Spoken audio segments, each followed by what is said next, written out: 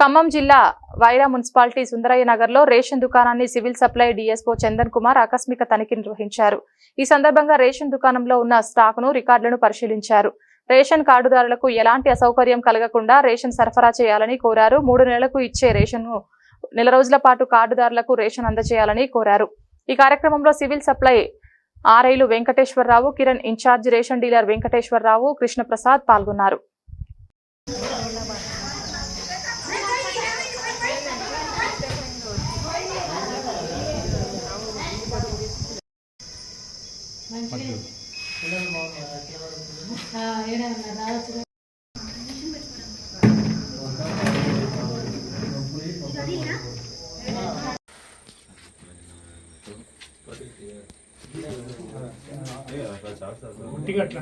ఒట్టిగట్ల పట్టుకోండి.